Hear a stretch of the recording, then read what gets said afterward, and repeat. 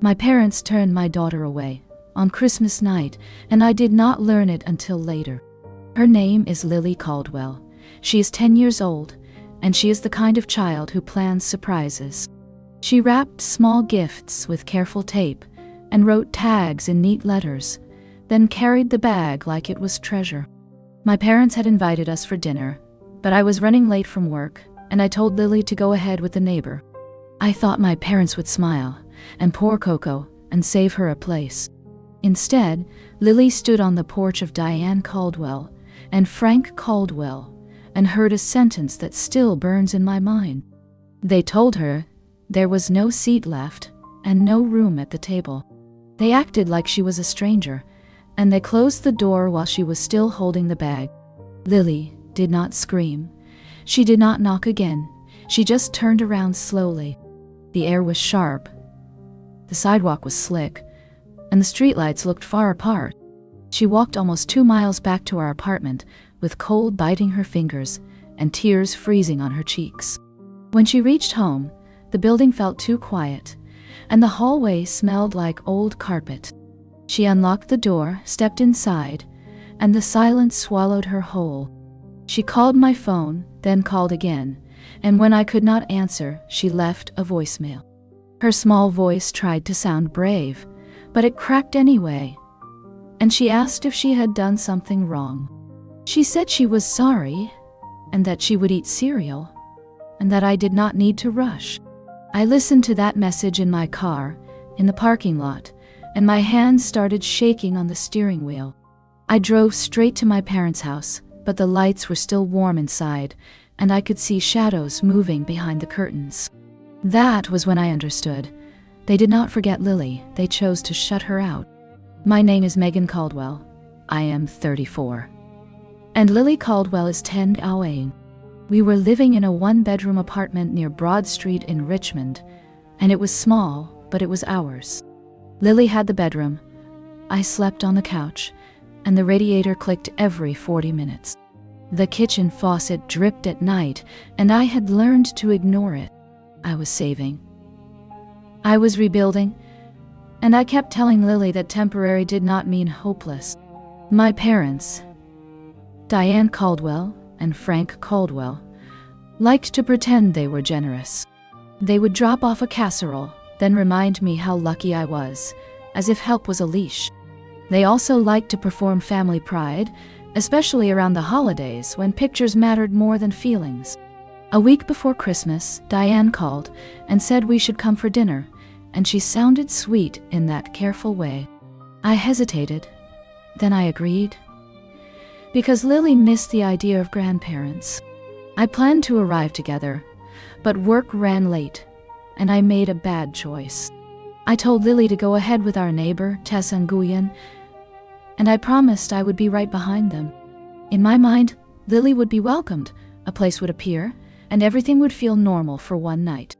What I did not know was that my parents had been tightening their rules for months.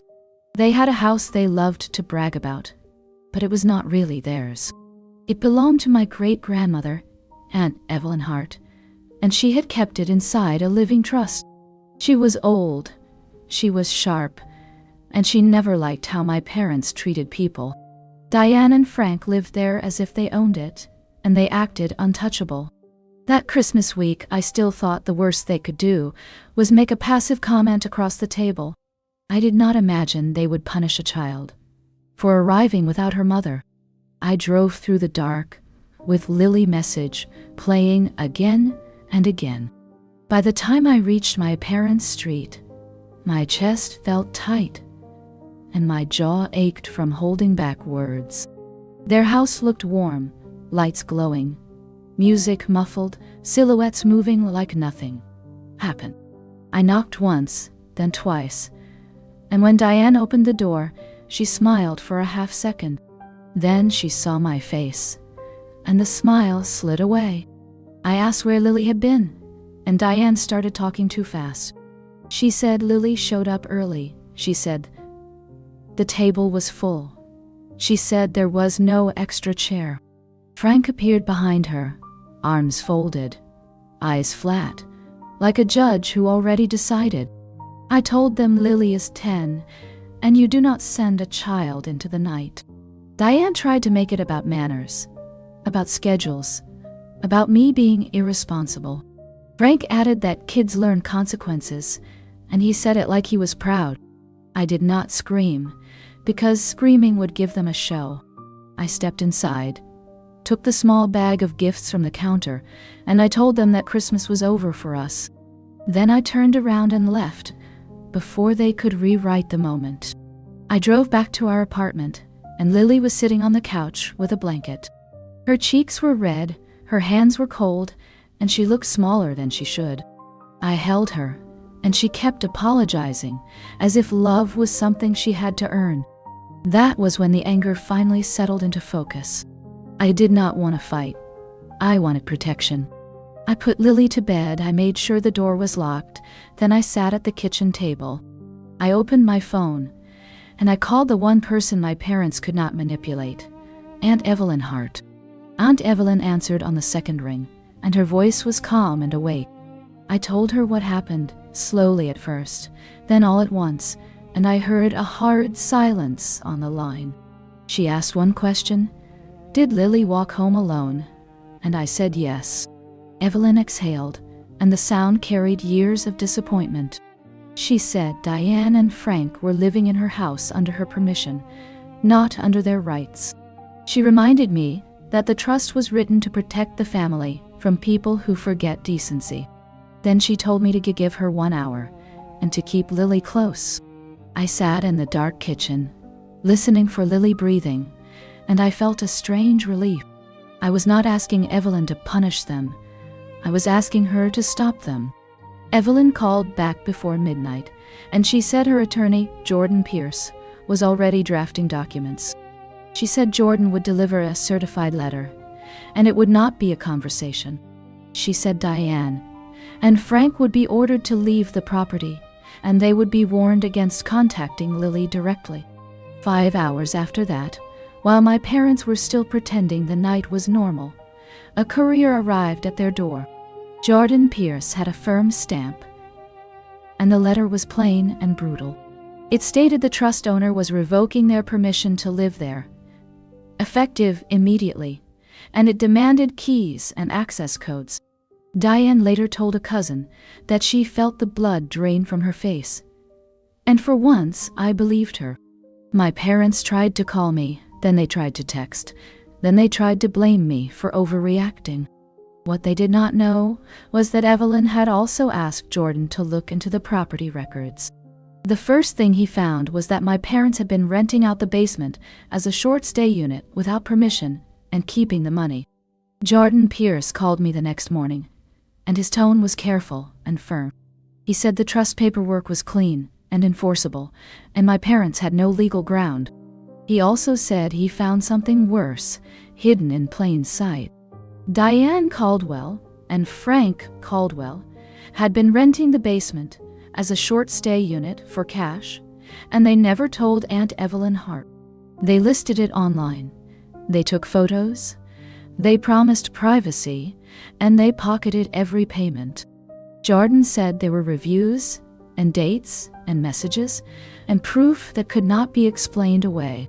My stomach turned because I could picture them smiling at guests after shutting a child outside.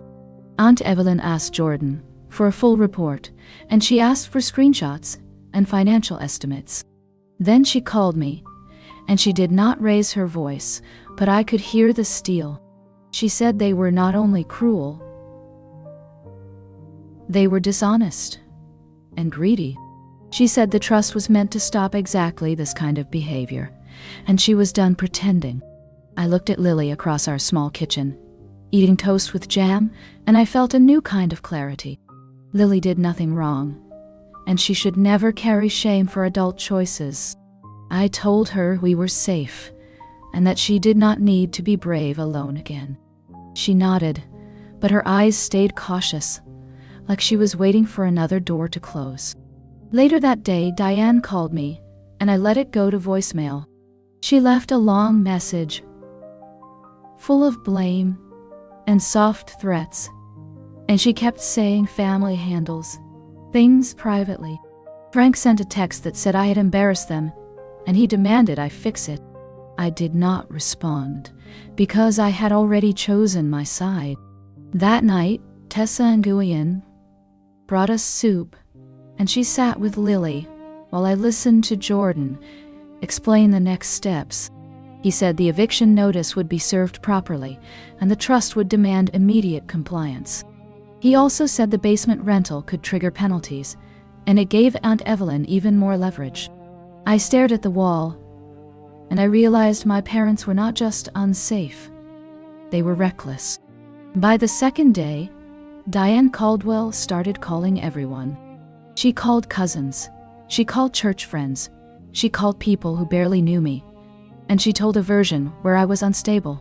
She said I was poisoning Lily against them, and she said Aunt Evelyn Hart was being manipulated.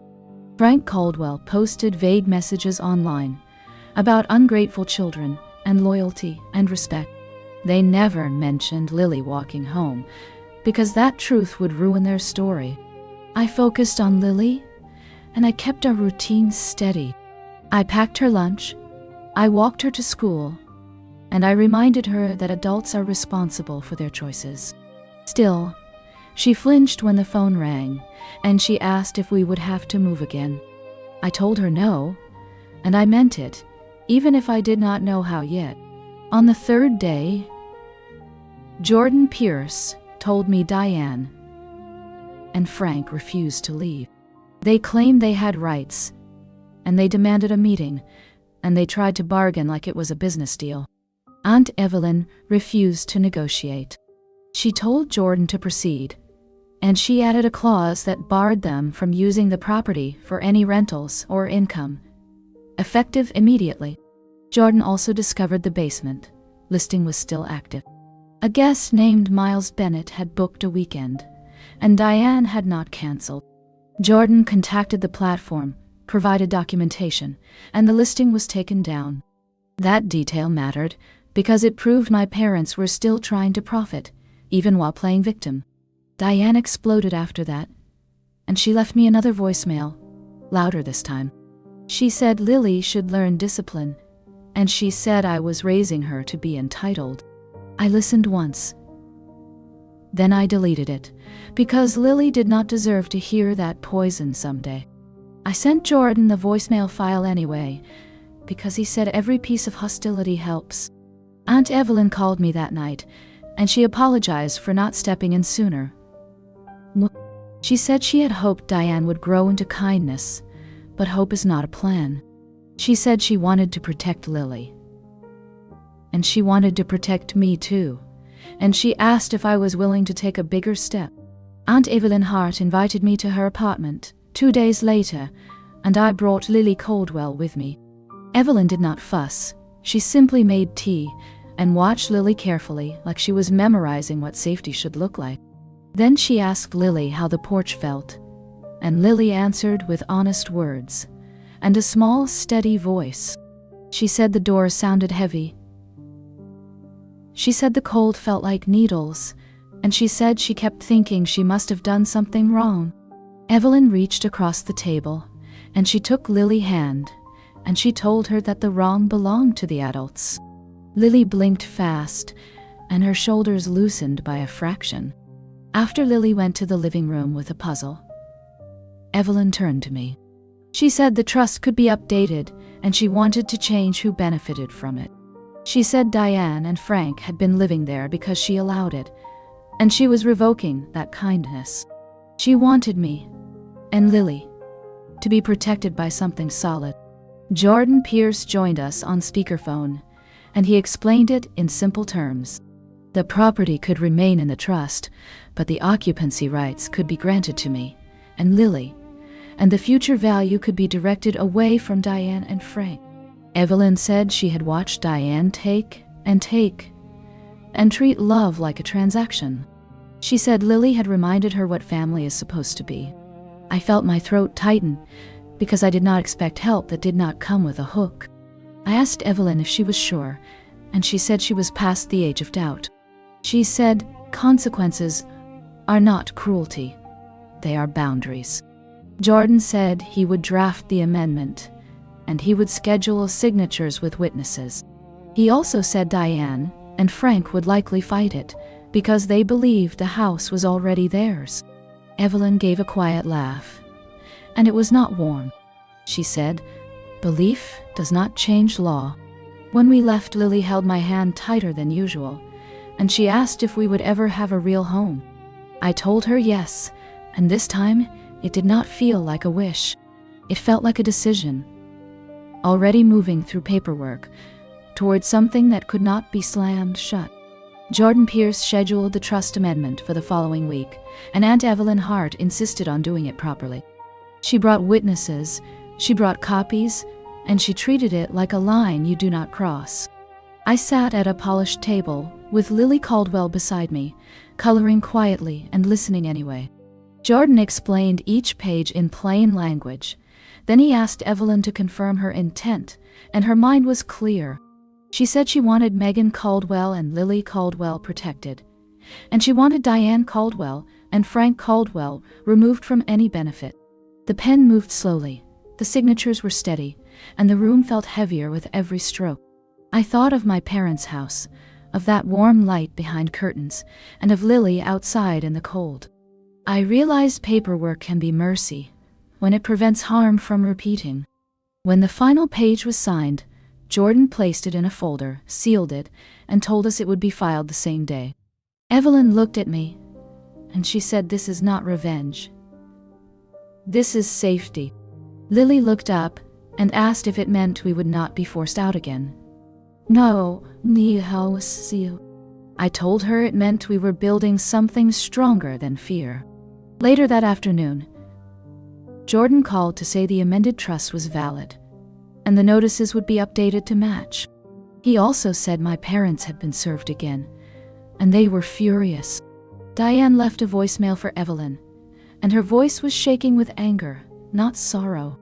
She claimed she deserved the house, she claimed she was being betrayed, and she claimed I was turning everyone against her. Evelyn did not respond, and she told Jordan to save every message. Frank sent a message to me, demanding a meeting, demanding respect, demanding I come alone. I did not answer, because my child is the point, and my child is not a bargaining chip. That night, I tucked Lily into bed, and she asked why grandparents can be mean. I told her some adults confuse control with love, and we do not have to accept that. The next day, Diane Caldwell went loud. She posted online, she called relatives, and she cried to anyone who would listen. She did not mention Lily walking home. She did not mention the closed door. She only talked about property and respect. Frank Caldwell showed up at my apartment building, and he waited near the entrance like he owned the place. Tessa Nguyen saw him first, and she texted me a warning, and she stayed with Lily until I arrived. When I came downstairs, Frank tried to step close, and his face was tight with resentment. He said I was ruining the family, he said. Aunt Evelyn Hart was confused, and he said Lily was being used. I told him to step back, and I told him Jordan Pierce said all contact must go through legal channels. Frank scoffed, but he did step back, and his eyes looked cold, like he was memorizing my weakness. Diane called right after, and I let it go to voicemail. She said I was ungrateful. She said Lily should be taught discipline. And she said I was disrespectful for questioning elders. I listened once then. I deleted it from my phone, and I forwarded a copy to Jordan instead. Lily asked who was outside, and I told her it was someone who needed a boundary. She nodded, but her hands trembled, so I held them until they warmed. Jordan later told me that Diane and Frank were threatening to sue, but their position was thin. The trust was clear. The rental scheme was documented, and their refusal to leave only made them look worse. Aunt Evelyn called that evening, and she asked if I was ready for the hardest part. She said, moving is stressful, even when it is a gift, and she said my parents might do something spiteful before they go. She told me we would not be alone. She said Jordan would coordinate with the sheriff for a lawful removal, and she said we should plan for the house to be empty and possibly damaged. I looked at Lily, and I saw her trying to be brave again. I promised her she would never have to earn a place at a table. The removal date came fast, and my stomach stayed tight for days. Jordan Pierce kept me updated, and he told me exactly what would happen, so there would be no surprises. Diane Caldwell and Frank Caldwell were given a final deadline, and they ignored it until authority showed up in person. Aunt Evelyn Hart did not attend. She said she did not need to watch them perform pain. She asked me to stay away too, for Lily's sake, and I agreed. Tessa Nguyen picked Lily up after school, and she brought her to a small diner for pancakes, just to keep the evening gentle. I sat in my car, parked a block away from the house, and I watched from a distance. I saw movement inside, quick and angry, like people packing while blaming someone else. When the door finally opened, Frank carried boxes to a truck, and Diane followed, talking with sharp gestures. Even from far away, I could tell they were not sorry. Jordan called and said the keys were secured, and the locks would be changed within the hour. He said there was some damage, but nothing that could not be repaired. I drove closer when the street cleared, and I stood on the sidewalk, looking at the porch where Lily had been turned away. The wood railing was cold under my fingers, and the light above the door buzzed softly. It felt unreal that a place can hold both comfort and cruelty. When the locksmith finished, he handed me a new key, and it weighed more than metal should. I did not go inside right away. I just stood there, breathing slowly, letting my body believe it was real. When Lily arrived later, holding Tessa's hand, she stopped at the porch and stared. She asked if the door would ever close on her again. I knelt beside her, and I said, "Not here. Not with me. Not ever again." We stepped inside with the new key, and the air smelled like old perfume and dust. Lily Caldwell stayed close to my side, her fingers wrapped around my sleeve. The living room looked familiar from holidays, but it also looked stripped, like a stage after the actors leave. Some picture frames were gone, some drawers were left open, and a lampshade was cracked. I walked slowly, checking corners, checking locks, checking windows, because safety starts with simple habits. Tessa Nguyen carried a box of snacks, and she kept Lily talking to keep her breathing steady. I found the kitchen cabinet where Diane Caldwell used to hide cookies, and it was empty, but the shelf still held crumbs. Lily whispered that she used to sit right there and listen to adults laugh. I told her this house belongs to better memories now, and we will make new ones. I opened the door to the basement stairs, and a cold draft rose up, sharp and stale. The steps creaked, and the light switch turned on a harsh bulb. Down there, I saw a small setup that made my stomach twist. There was a spare bed made too neatly, towels folded in a stack, and a printed sheet with rules for guests. There was even a little basket with travel-sized soap, like a hotel trying to look friendly. Jordan Pierce had warned us, but seeing it in person felt uglier. My parents did this for money, while pretending family was sacred. I took photos for Jordan, then I turned the light off and shut the basement door. Aunt Evelyn Hart called that night, and I gave her a calm report, because she deserved truth, not drama. She said she would pay for repairs, and she asked what Lily needed first. Lily answered from the couch in a small, clear voice, and she said she wanted a bedroom with a door that locks. Evelyn said yes, immediately, and I felt something in me unclench. I made Lily hot chocolate, and we sat on the floor together, eating crackers, listening to the house settle. For the first time in months, Lily fell asleep without asking if we had to leave. And the next morning, sunlight came through the curtains in soft stripes, and it looked like a new beginning. I opened windows, I aired out rooms, and I made a list of what needed fixing. Tessa Nguyen helped me scrub the kitchen, and Lily Caldwell wiped baseboards with a serious face, like it was important work. I let her do it because control can heal a child when life has felt out of control. We found small damages, a scratched wall, a broken hinge, and a missing smoke detector. None of it mattered as much as Lily's smile when she chose a corner for her desk. I told her she could paint her room someday, and she asked if she could pick a bright color. I said yes. And I meant it. Diane Caldwell did not stay quiet for long. I knew this. She sent messages to relatives, and they trickled to me like gossip through thin pipes. Some people asked if I really took the house as if I stole it, and I answered with one sentence. I said the trust owner made a decision to protect a child. Jordan Pierce told me to stop replying after that, because arguments feed the wrong people. He also advised me to keep a record of every attempt at contact, every message, every surprise visit. Frank Caldwell tried a different tactic, and he acted wounded. He told a cousin that I broke his heart, and he left out every cruel detail. I focused on Lily, because she is the only audience that matters. That week, Aunt Evelyn Hart stopped by with groceries, and she did not make it a lecture. She walked through the rooms, nodded at the repairs, then sat with Lily at the table. She asked Lily about school, about friends, about what makes her laugh. Lily answered shyly at first, then more freely, like she was testing if kindness would last. Evelyn told Lily that family is built on care, not on ownership.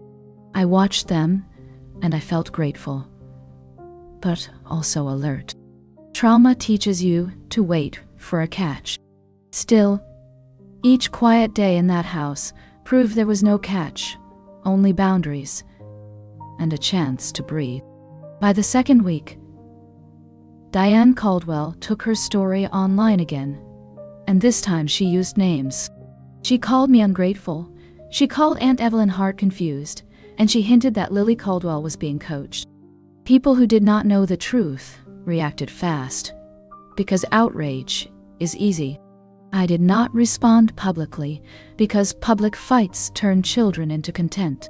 Jordan Pierce said we should keep our focus legal and private and clean. He filed a notice about harassment, and he reminded my parents that contact with Lily must stop. Frank Caldwell tried to come by the house once, but the new locks held, and the porch camera caught him pacing. I sent the clip to Jordan, and then I made dinner. I refused to let fear become our daily flavor. Lily helped me stir pasta sauce, and she asked if we could eat at the big dining table. That table used to be a weapon, a place where adults judged and children stayed small. I said yes anyway, because taking back a space can change its meaning. We set plates, we lit a small candle, and we ate slowly. Lily told me about a class project, and she laughed at her own joke, and the sound filled the room. After dinner, she carried her plate to the sink, and she did not look over her shoulder once. Later, Aunt Evelyn Hart called to check in, and Lily asked to talk to her directly. I listened from the hallway, hearing Lily thank her, in a voice that sounded steadier. When Lily hung up, she said something simple, and it made my eyes burn. She said the house feels warm now, not loud. I hugged her, and I understood the point of all of it. The trust, the notices, the locks, the lawyer, none of that was about property. It was about making sure a child never has to earn a chair, never has to walk home alone, and never has to apologize for existing. A few days after the posts, a thick envelope arrived at the house, and my hands went cold. Jordan Pierce had warned me this might happen, but seeing my name on legal paper still felt heavy. Diane Caldwell and Frank Caldwell were claiming emotional harm, and they were demanding access, as if Lily Caldwell was a prize. They also demanded money, because they said they had improved the property, and they deserved compensation. Jordan read it, then he called me, and his voice stayed calm. He said the claims were weak, and the trust documents were stronger. He said Diane and Frank were hoping fear would make me fold, because fear is the only tool they trust. Aunt Evelyn Hart called right after, and she sounded more tired than angry. She said she never wanted a court fight, but she would not step back now. She said, "A child walking home in freezing air is not a family disagreement. It is neglect." I looked at Lily, eating cereal at the table, and she was humming softly, like she was finally learning peace. I told Jordan to respond firmly, and to include the voicemail timeline, the porch visit footage, and the basement rental records. Jordan agreed, and he said he would request a no-contact order if needed. That night, Lily asked why adults write letters instead of saying sorry. I told her some people use paper to avoid responsibility and to keep control. She asked if her grandparents would ever change, and I told her I do not know. But I do know this. We do not wait for people to become safe. We choose safety now. Lily nodded slowly, and she went back to her drawing. Later, I sat on the stairs, listening to the house breathe, and I let myself feel everything I had postponed. The fear, the rage, the guilt for trusting my parents, and the shame they tried to plant in me. Then I stood up, and I put those feelings where they belong, behind a locked door in my mind.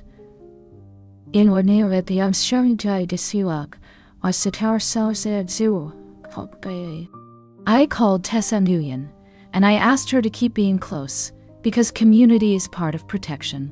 I also wrote a short note to Aunt Evelyn, thanking her for choosing Lily, and she replied with one sentence that felt like a shield. She said kindness without boundaries is just permission for cruelty. The next weekend, Frank Caldwell tried a softer approach, and it was almost worse. He left a bag on the porch with a stuffed animal, and a card, and a box of cookies. The card was addressed to Lily Caldwell, but the words were careful, like a lawyer wrote them. It said he was sorry for misunderstandings, and he wanted to talk, and he missed his granddaughter. It did not mention the night, the cold, or the locked door, because truth would ruin the performance. Lily saw the bag through the window, and her face tightened. She asked if she had to open it, and I said no. I told her she never has to accept gifts from people who hurt her. Jordan Pierce told me to photograph everything and store it as evidence, then donate the items, or discard them.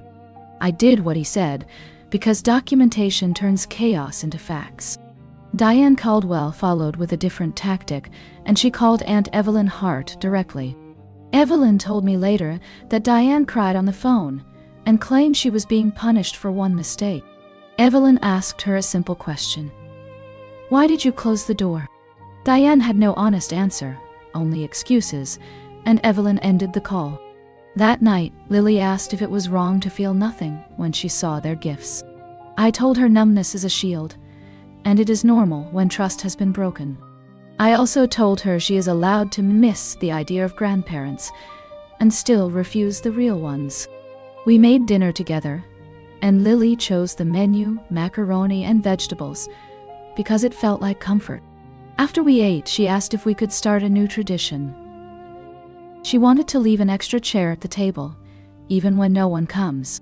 She said it would remind us that kindness is always an option. I set a chair slightly back from the table, and I placed a folded napkin on it. Lily smiled, and her shoulders dropped, like she was reclaiming a part of herself. In that moment, I understood something important. My parents taught Lily that love can be withheld. I would teach her that love is steady, and that boundaries are not cold, they are warm, because they keep harm outside. Jordan Pierce moved fast, because delay is where abusers thrive. He filed responses, he attached evidence, and he requested formal limits on contact. He also worked with Aunt Evelyn Hart to strengthen the trust language, so Diane Caldwell and Frank Caldwell could not twist loopholes. The platform records about the basement rental were included, with dates, messages, and the listing history. Jordan said a guest named Miles Bennett had provided confirmation, and it supported the timeline. It was strange that a stranger could help prove what family tried to hide. While the legal work continued, I focused on ordinary life, because ordinary life is healing. Lily Caldwell went back to school with a steadier walk. She joined an art club, and she asked for a small shelf in her room for her sketches. I installed it myself, and she clapped like it was a victory. Tessa Nguyen came over on Fridays, and we played board games and we laughed loudly on purpose. I wanted Lily to learn that laughter does not invite punishment. One afternoon, Lily asked if we could walk to the porch and stand there together. She wanted to face the place that scared her. We stood under the porch light, and the air was cold, but not cruel.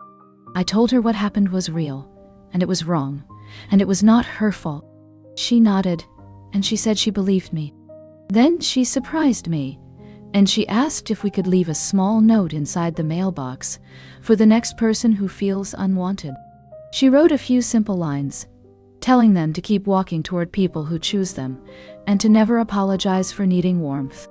I did not put the note out because this is our home now, not a message board, but I kept it in a drawer because it showed me her heart is still soft, even after harm.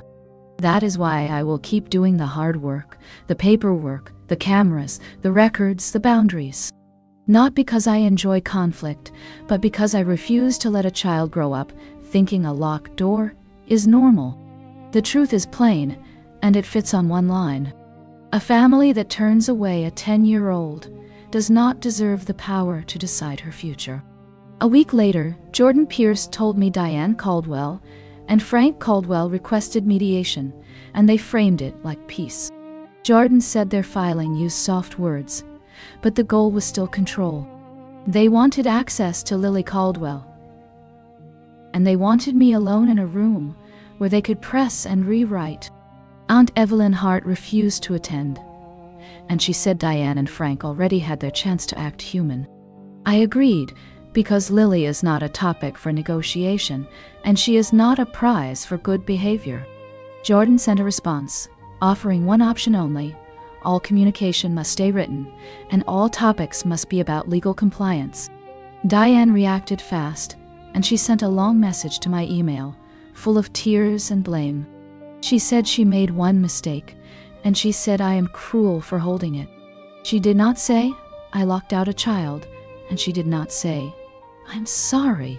Frank sent a shorter note, and it sounded like a warning because it mentioned consequences and family reputation.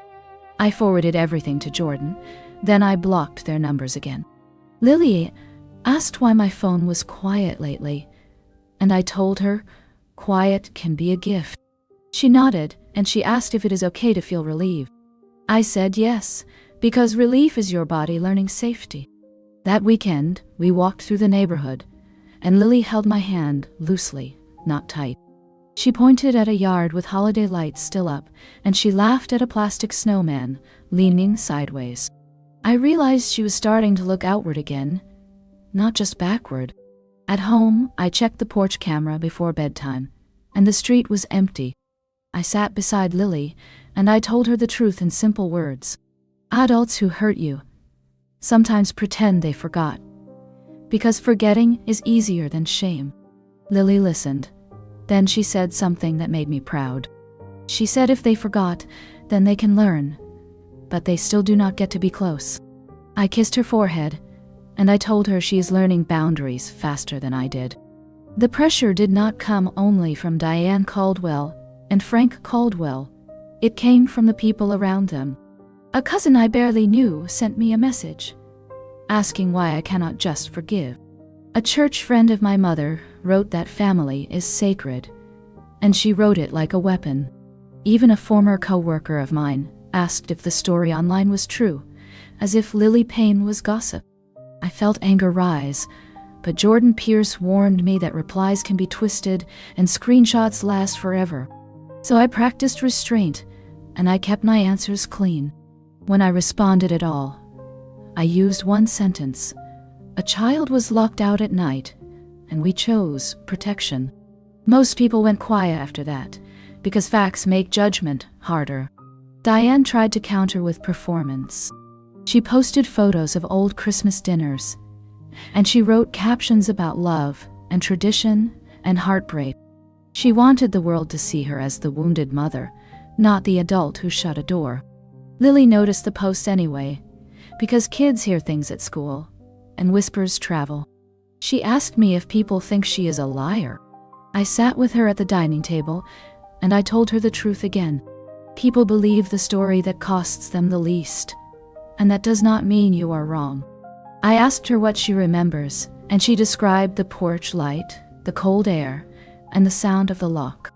Her memory was clear, and that mattered more than strangers. That evening, Aunt Evelyn Hart visited with a small notebook. She said if Lily ever wants to talk to a counselor, Evelyn will pay. She said, "Healing is not weakness. It is maintenance, like changing oil in a car." Lily looked thoughtful, then she asked if counseling means she is broken. Evelyn said no. It means you deserve care, even after someone failed you. Lily nodded, and she leaned into my side. After Evelyn left, I washed dishes slowly, listening to Lily hum again. I realized the rumors were loud, but our home was louder in the right way. It had warmth, routine, and a child who was finally allowed to be a child. Near the end of the month, Frank Caldwell showed up again, and this time he brought Diane Caldwell. The porch camera alerted my phone, and I saw them standing near the steps, dressed like they were attending a formal apology. I did not open the door, because access is a privilege, not a right. I called Jordan Pierce first, and he told me to stay inside and to document everything. Diane knocked, then she pressed her ear to the door as if she could hear our fear. Frank tried the handle, and it did not move. Diane spoke through the door, and she said she just wants to see Lily Caldwell for 1 minute. I said no, in a steady voice, and I told them to leave. Diane started crying, and the sound felt practiced, like a switch. Frank raised his voice, and he said, "I am teaching Lily to hate them." I answered with one sentence, "You taught her to fear you, and I will not undo your lesson for you." They stayed for several minutes. Then they walked away, and Frank kicked a planter on the steps. The camera caught it all, and Jordan saved the clip. He filed for a stronger no-contact order the next morning, using that incident as proof they would not stop. Aunt Evelyn Hart called me after the filing, and she said she is proud of the boundary. She said, "Love that demands entry is not love. It is entitlement." That night, Lily asked if they will keep coming. I told her the law will help, and our locks will help, and our choices will help most of all. Lily looked at the door. Then she looked back at me, and she said she feels safer here than anywhere. I held her, and I promised her something simple and permanent. No one gets to treat her like an extra chair, and no one gets to make her earn warmth. Jordan Pierce obtained a temporary no-contact order, and he explained it in a way that felt practical, not dramatic. Diane Caldwell and Frank Caldwell were not allowed to approach the house, the school, or Lily Caldwell, and any communication had to go through attorneys. The order did not erase what happened, but it reduced the surprise attacks that kept Lily on edge. When I told Lily, she exhaled like she had been holding air for weeks. She asked if it meant we can stop checking the porch camera every night. I told her we can check less, and we can sleep more, and that is a victory. Aunt Evelyn Hart sent a small care package, not expensive, just thoughtful. It had art supplies for Lily, and a simple note that said, "You are safe here." Lily taped the note inside her closet door like a private shield. I noticed she started singing in the kitchen again, soft at first, then louder. She also stopped asking if she had done something wrong, and that silence alone was worth every legal bill. Jordan said Diane, and Frank responded with anger, and they tried to claim the order was unfair. The judge did not care about their feelings.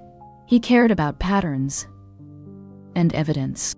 The porch camera video, the messages, the refusal to leave, and the basement rental records all formed a line that made sense. While adults argued on paper, Lily had a normal week. She brought home a school flyer about a spring art show, and she asked if we can frame one of her drawings. I bought a cheap frame, and I hung it in the hallway, where everyone can see it. That hallway used to feel like a tunnel. Now it looked like a home. Tae came over with popcorn, and we watched a silly movie, and Lily laughed with her whole body. I looked at her, and I realized safety changes a child faster than lectures. Safety lets them grow instead of shrink. Even with the order, the past kept knocking in quieter ways. One afternoon, a number I did not recognize called my phone, and I almost ignored it. I answered, and it was a relative on Diane Caldwell's side, an aunt who had stayed neutral. Her voice was careful, and she asked if we can talk. Just mother to mother. I agreed, because I wanted at least one adult in that family to hear the truth. She asked me what really happened on Christmas night, and I told her slowly and clearly. I told her Lily Caldwell arrived with gifts, was told there was no seat, and walked home alone in freezing weather. I told her about the voicemail and how Lily apologized for existing. I told her about the basement rental and the way my parents kept profiting while pretending they were victims. There was a long pause. Then she said she had not heard that part. She admitted Diane's story kept changing, and it never included details about Lily's safety. That relative, said she, does not know what to do, because family pressure is strong. I told her she can do one thing, stop repeating a lie. When the call ended, I felt tired but lighter, because truth spoken out loud has weight. Aunt Evelyn Hart later told me she received a similar call, and she gave the same answer. I suppose. She said some people want peace without accountability, and that is not peace, it is surrender. Jordan Pierce said the legal process was moving, and he expected a final hearing to extend the order. He also said my parents might try a new tactic, like sending gifts through third parties or contacting Lily through friends. I updated Lily's school. I gave them the paperwork, and I asked them to flag any attempt. Lily listened. Then she said she does not want messages from them anyway. She said she wants her life to be quiet, like the house feels now. I told her quiet, not empty. Quiet can be full of good things. Diane Caldwell tried to change her image because she could not change her choices. She stopped posting angry messages, and she started posting soft quotes about forgiveness. Frank Caldwell did the same, sharing lines about respect and family unity. They wanted the world to think they were growing, but growth leaves footprints, and theirs did not. Jordan Pierce told me their attorney requested a private meeting again, and they hinted at reconciliation. The offer came with a condition that Lily Caldwell should visit them, supervised as a sign of healing. I laughed once, without joy, because healing is not proven by giving unsafe people access. Jordan declined, and he wrote that any discussion must focus on compliance, not contact. Aunt Evelyn Hart backed him, and she said, Diane and Frank can learn consequences like they told Lily to learn. Lily overheard part of the conversation, and she asked if forgiving means letting them back in.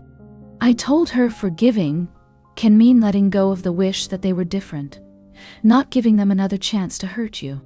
She thought about it, then she said she wants to forgive herself for walking away that night, because she felt weak.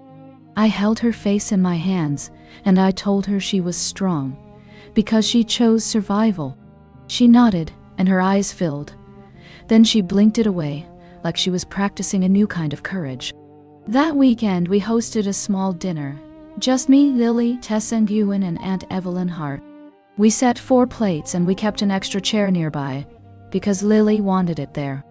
We ate slowly, and we talked about art, school, and summer plans, like normal families do. Evelyn watched Lily laugh, and her eyes looked wet for a moment. She did not say much, but she did not need to. The message was already on the table. Plain and solid. Love is not a seat you earn. Love is a place you are given and kept. The final hearing happened on a gray morning, and my stomach stayed tight the whole drive. Jordan Pierce met me at the courthouse steps with a folder that looked heavier than paper. Aunt Evelyn Hart did not come in person, but she joined by statement because she said her time is better used protecting, not watching performance.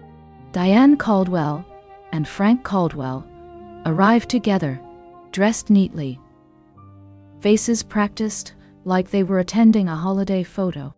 They tried to look wounded, not responsible. The judge did not care about their image. He cared about facts and timelines. Jordan spoke clearly, and he kept the story simple. A child named Lily Caldwell was refused entry, then sent away, then walked home alone in freezing weather. There was a voicemail. There were messages. There was video. There were repeated boundary violations. There was also proof of the basement rental and the continued listing after warnings. Diane, attorney, tried to paint it as misunderstanding, and he tried to make it about family conflict. The judge asked one question that cut through everything. Why did you close the door on a child? Diane had no answer that sounded human. Frank tried to speak, then stopped, because the judge did not invite speeches. When the ruling came, it was firm. The no-contact order was extended, and the terms were clear. No visits, no gifts, no third-party messages, no contact at school, no contact at the house. Diane and Frank left the courtroom fast, and their faces were hard, not sad. I sat in my car afterward, breathing slowly, feeling the strange weight of winning. Lily asked later if the judge was mad at her grandparents. I told her the judge was protecting a child, and that is what adults are supposed to do. After the order, life became quieter in a real way. I stopped jumping at every sound, and Lily Caldwell stopped scanning faces for danger. We planted small flowers near the porch steps because Lily wanted the entrance to look welcoming. She said a house should not warn you. It should invite you. Tessa Nguyen helped us paint Lily room, and Lily chose a bright shade that made her smile. She hung her drawings on the wall, and she asked for a corkboard so she can pin new ideas. I built one from cheap materials, and she acted like it was a trophy. Aunt Evelyn Hart visited more often, but she stayed gentle, never intrusive. She would sit at the dining table, sip tea, and ask Lily about school projects. Lily told her about the spring art show and how she wants to draw a table with an extra chair. Evelyn listened. Then she said that is a story worth telling. I still received occasional messages through distant relatives, but fewer now, because the court order made gossip riskier. Jordan Pierce reminded me to keep records anyway, because patterns return when people get bored. One evening, Lily asked if she should feel sad that her grandparents are gone. I told her she can feel sad about what she deserved, without welcoming what hurt her. She nodded. Then she asked if we can invite people who are kind, even if they are not blood. I said yes, and we planned a small dinner with Tessa, with Evelyn, and with a neighbor from down the street. Lily set the table carefully, then she placed one extra chair nearby, like a quiet promise. One afternoon, Jordan Pierce came by with final documents, and he asked me to read everything slowly. The trust language was updated. The occupancy terms were clear, and the protections for Lily Caldwell were written in plain words. Aunt Evelyn Hart signed the last page with a steady hand. Then she looked at Lily and smiled. She said this house should never be used to harm a child again. Lily asked Evelyn why she chose us, and Evelyn answered without drama. She said she watched Diane Caldwell and Frank Caldwell treat love like a transaction, and she refused to fund that cruelty. She said Lily reminded her what family is supposed to be, and she chose the side of decency. After Jordan left, Lily and I stood on the porch together, under the same light that once felt like a threat. The air was cool, but it did not feel sharp. Lily looked at the door, then she looked at me, and she asked if it is really ours now. I told her the house is a place, but what matters is the rule we live by. No child is ever turned away here. No. No child is ever told there is no seat, no room, no place. Lily nodded. Then she surprised me with a small request. She wanted to write a note, not for strangers, but for herself. She wrote that she belongs, that she is loved, and that she never has to apologize for needing warmth. She taped it inside her closet door, right beside Evelyn's note. That night, when I turned off the lights, the house did not feel loud or haunted. It felt settled, like a home that finally understands its job. Weeks passed, and the quiet became more normal, not fragile. Lily Caldwell stopped asking where we would go next, and she started asking what we will do this summer. I kept our routines simple: school in the morning, homework at the dining table, a walk after dinner when the weather allowed. Aunt Evelyn Hart checked in without hovering, and that mattered because help should not feel like control. Jordan Pierce updated me when needed, but he said the legal side was stable now, and stability is the point. Diane Caldwell and Frank Caldwell tried one more time to bend the rules, not with a visit but with a message through someone else. A distant cousin showed up at Lily's school event and tried to hand her a note, but the office stopped it because I had filed the paperwork. The cousin looked embarrassed and said Diane was crying again, and that she only wanted to explain. I told the school staff, "Thank you." Then I told the cousin one clear truth. Explanations are not apologies, and access is not owed. That night, Lily asked if her grandparents will ever stop trying. I told her some people fight the boundary because they cannot stand losing power. Lily stared at her hands, then she said she likes the new rule. She said the house feels like it belongs to us, not to fear. I walked her to the porch, and we looked at the street together, calm and steady. I told her the porch light is not a warning anymore. It is just a light. She nodded, and she said she wants to keep it on, for people who come with kindness. We went inside, locked the door, and that lock felt normal, not heavy. For the first time, I could think about the future without scanning for threats. I could plan for paint colors, for new curtains, for the little repairs that turn a building into a home. I could also admit a hard truth, without shame. My parents did not lose their place because of one moment. They lost it because of a pattern. The pattern ended here, and the boundary stayed standing. The spring art show arrived, and Lily Caldwell wore a bright sweater she picked herself. She carried her drawing in a cardboard sleeve, and she walked into the school gym like she belonged there. I stood near the wall, watching her face, watching her shoulders, watching her breathe without fear. Her piece was hung at eye level, and it made my throat tighten when I saw it. She drew a long table with warm light above it, and she drew people smiling, but what she centered was an extra chair. The chair was pulled out slightly, like it was waiting, like it was ready. Next to the chair she drew a small note, written in careful letters, and it said, "There is always room."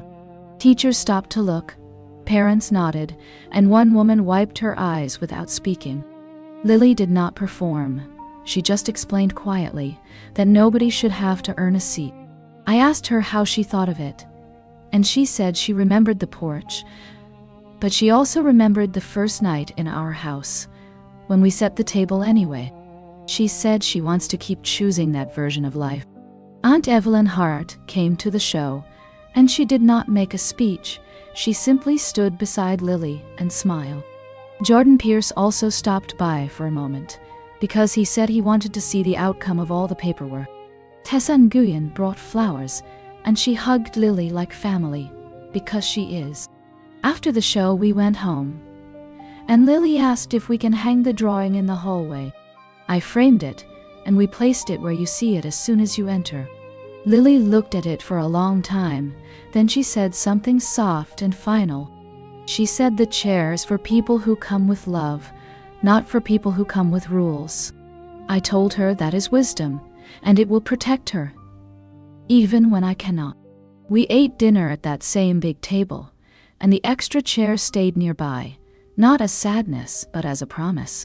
That night, after Lily Caldwell went to bed, I walked through the house slowly, checking windows, checking locks, not from panic, but from habit. The walls looked different now, not because the paint changed, but because the feeling changed. I paused at the porch, and I remembered the first time I stood there with rage in my chest. I remembered Diane Caldwell and Frank Caldwell inside, warm and laughing, while my child walked alone in the cold. The memory still hurt, but it no longer owned the room. Aunt Evelyn Hart had taught me something important, that kindness without boundaries is not kindness, it is permission. Jordan Pierce had taught me that documents can be protection when people refuse decency. Tessa Nguyen had taught me that community can hold you up when family fails. And Lily, my 10-year-old Lily, had taught me that a child can survive cruelty and still choose softness if you keep her safe. I sat at the dining table, under the quiet light, and I wrote a list of what comes next. Not court dates, not arguments, but normal things. A new lock for the back gate, a repair for the cracked lampshade, a weekend trip to the park, a library card for Lily, a counselor visit if she wants it. I also wrote one sentence at the bottom, because I needed to see it in plain words. No one gets to close a door on my child again. If Diane and Frank ever change, it will not be on Lily back, and it will not be by demanding access. It will be by learning consequences and learning humility, and learning that love does not come with a price tag. I turned off the kitchen light, and the house stayed quiet, steady, safe. I checked on Lily once more, and she was asleep with her hand open, relaxed, like she finally believed she belonged. I stood there, and I made the same promise again. Not with anger, but with certainty. This home will never be a place where a child is turned away. A month later, the first real proof arrived that this was permanent. I walked to the mailbox and I saw our names on the label. Megan Caldwell and Lily Caldwell, printed clean and centered. It should have felt small, but it hit me like a wave. Lily stood beside me, reading it twice. Then she smiled like she was tasting relief. Inside the box, there was a simple envelope from the school, and a flyer from the library. Nothing dramatic, just ordinary life choosing us. Lily asked if we can get a library card the same day, and I said yes, because normal choices are part of healing. We walked to the branch down the street, and she held my hand loosely. Not like a lifeline, more like a habit of love. The librarian asked Lily for her address, and Lily said it out loud without hesitating. Her voice did not shake, and that mattered more than any court paper. On the way home, we passed a neighbor working in the yard, and he waved, and Lily waved back. I realized she was rebuilding trust in the world, one safe moment at a time. That evening, Aunt Evelyn Hart called to check in, and Lily asked to speak first. Lily told her about the library, about the art show comments, and about the extra chair still sitting nearby at dinner. Evelyn listened. Then she told Lily that the chair is a symbol, but Lily is the meaning. After the call, Lily asked if Diane Caldwell and Frank Caldwell know our names are on the mailbox now. I told her they might know, but knowledge does not equal access. Lily nodded, and she said she likes that rule because it feels fair. Later, I checked the porch camera, and the street was empty, and the quiet felt earned. I made dinner, and Lily set the table, placing napkins with care, like she was building a new memory on purpose. When we sat down, she looked at the empty chair, then she looked at me, and she said our home feels like a yes. I did not correct her. I just agreed, because she was right. Near the beginning of summer, Jordan Pierce forwarded a letter from Diane Caldwell, attorney. It was written to sound gentle, and it asked for a chance to repair the relationship. It also asked to reduce the no-contact order, and it suggested supervised visits, as if supervision can replace trust. Jordan asked me one question. Do you want to respond, or do you want silence? I chose silence because Lily Caldwell is not a project, and she is not a reward for good writing. Aunt Evelyn Hart agreed, and she said remorse shows itself without bargaining. Diane and Frank had offered words, but they had never offered truth. They never said, "We closed the door, and we were wrong." They never said, "We endangered a child, and we regret it." They wanted a shortcut back into the story, without changing the ending. Lily noticed I looked tense, and she asked what happened. I told her a letter arrived, and it was about contact. She asked if she has to decide something, and I told her no. I told her the adults will handle the adults, and she only needs to be a kid. Lily sat quietly for a moment. Then she said something that sounded older than 10. She said if they want to fix it, they can fix themselves first. I told her that is exactly right. That night, we made a small summer plan list: a day at the park, a picnic by the river, a movie night with Tess and Goyen, and a trip to the beach if we can save enough. Lily wrote the list in bright marker and taped it to the refrigerator. She looked at it like a map, and her eyes looked lighter. I realized my parents had tried to shrink our world by making love feel conditional. We were expanding it again, with simple joys and steady boundaries. When I turned off the lights, I felt tired, but it was the honest kind of tired, the kind you earn by protecting what matters. Late one afternoon, the doorbell rang, and Lily Caldwell froze for half a second. Then she looked at me, and she took a breath, and she did not run. I checked the camera, and it was Aunt Evelyn Hart, holding a small box. I opened the door, and the air outside smelled like warm grass. Evelyn stepped in slowly, like she respected the space. Then she handed Lily the box. Inside was a simple bracelet, and a note written in steady handwriting. The note said, "You belong, and you are safe, and you do not have to earn a seat." Lily read it twice.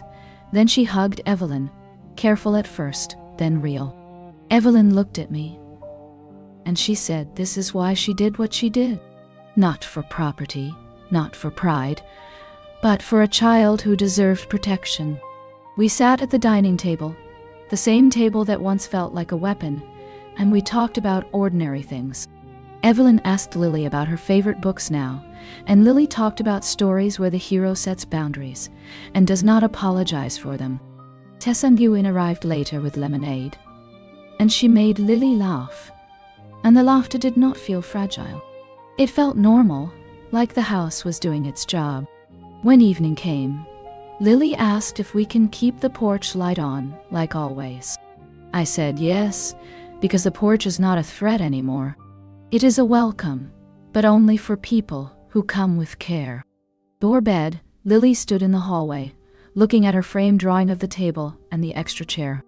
She said the chair is still there, but it does not mean anyone can take it.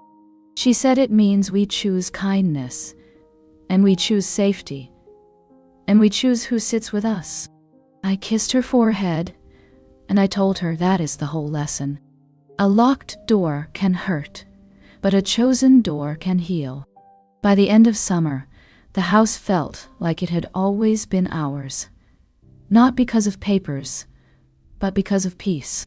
Lily Caldwell stopped measuring every moment against the night she was turned away. She still remembered the porch, and the cold, and the sound of the lock, but the memory no longer ruled her mornings. She woke up, ate breakfast, and talked about school like it was safe to plan ahead. I watched her grow into ordinary confidence, and I realized how rare that is. Jordan Pierce checked in one last time, and he said the order was holding, and the trust was secure. He reminded me to keep records anyway, because patterns often return when people feel forgotten. Aunt Evelyn Hart visited for dinner, and she did not bring speeches. She brought bread and quiet care. Tess and Goyen came too, and she teased Lily into laughing, the way family should. Lily set the table slowly, placing forks straight and smoothing napkins with both hands. Then she pulled out the extra chair, the one she insisted we keep, and she left it slightly open. She did not leave it for Diane Caldwell or Frank Caldwell. She left it for the idea of kindness. She left it for the version of life where people are not punished for arriving early or needing warmth. During dinner, Lily looked at me and said she finally understands something. She said, "Love is not a door you beg to open. Love is a door that stays steady." Aunt Evelyn nodded, and she said, "Boundaries are the frame that holds love in place." After we ate, we sat on the porch for a few minutes, listening to crickets and distant cars. The porch light glowed above us, gentle instead of harsh, like the house had learned a new language. Lily leaned against my shoulder, and she asked if we will be okay forever. I told her forever is made of small choices, and we are choosing right ones now. We went inside, locked the door, and the lock felt normal, not heavy. As I turned off the lights, I thought about what my parents lost, and what Lily gained. A family that closes a door on a child loses the right to call it love. A mother who keeps the door open gives her child a future.